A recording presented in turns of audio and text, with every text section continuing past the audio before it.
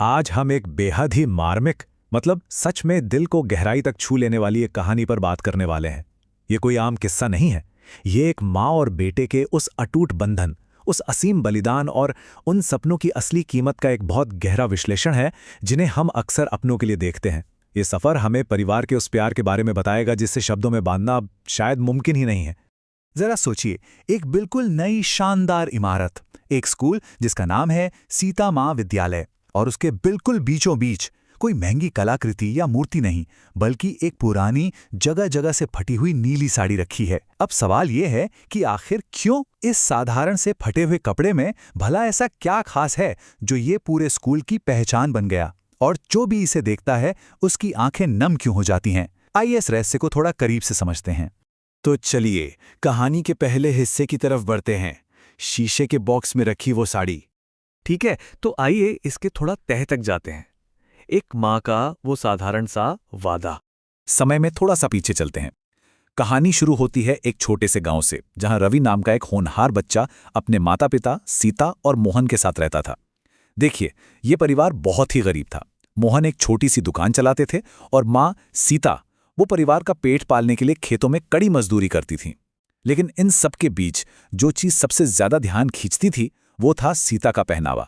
वो हमेशा एक ही पुरानी नीली साड़ी पहनती थी। साड़ी जगह जगह से फट चुकी थी, लेकिन फिर भी सीता उसे इतने प्यार और सम्मान के साथ संभाल कर पहनती थी ना कि उस फटे हुए कपड़े में भी उनकी एक अजीब सी गरिमा नजर आती थी।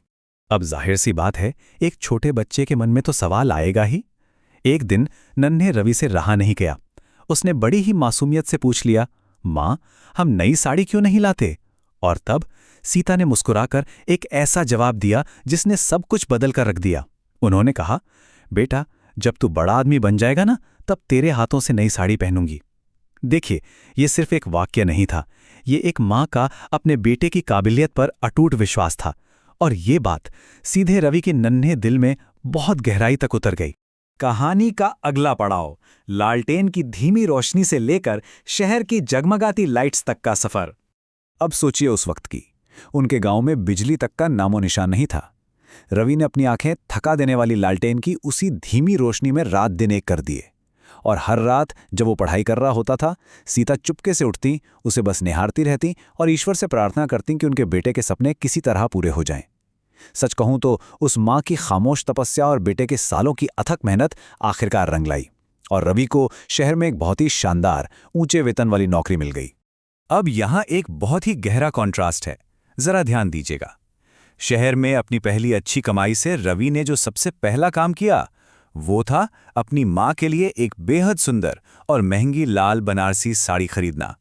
एक तरफ वो पुरानी नीली साड़ी है जो सालों के असीम धैर्य, गहरे त्याग और निस्वार्थ प्रेम को दर्शाती है, और दूसरी तरफ ये नई लाल साड़ी है जो अचानक मिली सफलता, एक पूरा हुआ वादा और एक बेटे की महत्वाकांक्षा का प्रतीक है। लेकिन यहीं से आता है हमारी कहानी का अगला हिस्सा, एक ऐसा सपना जो बस अधूरा रह गया। वो लाल बनारसी साड़ी हाथ में लिए रवि की खुशी का कोई ठिकाना नहीं था। वो उत्साह से भरा हुआ अपने गांव पहुंचा और दरवाजे से आवाज लगाई, माँ देखो, आपका सपना पूरा हो गया, आपके लिए नई साड़ी लाया हूं। लेकिन जवाब में कोई आवाज नहीं आई। घर में एक अजीब सा डरा देने वाला सन्नाटा था। फिर रवि ने देखा कि उसके पिता मोहन वहां खड़े हैं और उनकी आंखों से बस लगातार आंसू बह रहे हैं। पिता के उन आंसुओं को देखकर ही रवि अंदर तक हिल गया। उसे तुरंत समझ आ गया कि कुछ बहुत भयानक हुआ है। नोते हुए पिता ने जो कहा उसने जैसे रवि की पूरी दुनिया ही उजाड़ कर रख दी। मोहन ने बताया कि सीता अब इस दुनिया में नहीं रहीं। रवि के पहुंचने से बस कुछ ही समय पहले उन्होंने अपने प्राण त्याग दिए थे, लेकिन जाते जाते उन्होंने एक आखिरी संदेश छोड़ा था। उन्होंने कहा था, मेरे बेटे से कहना उसकी दी हुई साड़ी मैं ऊपर पहनूंगी। ये सुनते ही रवि के हाथों से वो खूबसूरत महंगी लाल बनारसी साड़ी वहीं जमीन पर गिर पड़ी। अब उस लाल साड़ी का क्या ही मोल था। रवि दौड़कर अंदर गया। उसने अपनी माँ की वही पुरानी फटी हुई नीली साड़ी उठाई, उसे अपने सीने से कसकर लगाया और फूट फूट कर रोने लगा। उस पल, उस असहनीय दर्द के बीच रवि को जिंदगी का सबसे कठोर सत्य समझ में आ गया था कि समय कभी किसी का इंतजार नहीं करता।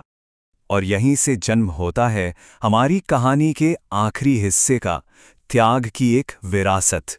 वो दिन रवि के लिए एक ऐसा सबक था जिसे वो कभी नहीं भूल सकता था। वो अपनी माँ के सर्वोच्च बलिदान को ऐसे ही व्यर्थ नहीं जाने देना चाहता था। इसीलिए कुछ महीनों बाद रवि ने अपने गांव में उसी स्कूल का निर्माण करवाया जिसका जिक्र हमने शुरुआत में किया था, सीता माँ विद्यालय। रवि ने स्कूल के पहले दिन अपनी माँ की वो पुरानी नीली साड़ी उसी शीशे के बॉक्स में रखवाई, और उसके ठीक नीचे सुनहरे अक्षरों में जो लिखवाया ना, वो सच में रोंगटे खड़े कर देने वाला है। इस साड़ी में एक माँ का त्याग छिपा है, जिसने अपने सपने बेचकर बेटे के सपने खरीदे। ये अब सिर्फ एक स्मारक नहीं है, ये एक माँ के असीम प्यार का जीता जागता सबूत है। तो यहाँ समझने वाली सबसे अहम बात यह है कि इस पूरी कहानी से हम कुछ बहुत ही गहरे सबक सीखते हैं। पहली बात, हम चाहे जितना भी पैसा कमा लें, सफलता पा लें, परिवार का प्यार और उनका साथ ही इंसान की सबसे बड़ी दौलत होती है। दूसरी बात, समय एक ऐसी चीज है जिसे हम किसी भी कीमत पर वापस नहीं ला सकते। ये मुट्ठी में रेत की तरह फिसल जाता है। और तीसरी सबसे जरूरी बात, जब बात अपनों की खुशियों की हो, उनके सपनों को पूरा करने की हो, तो हमें कभी भी किसी भी हाल में कल का इंतजार नहीं करना चाहिए।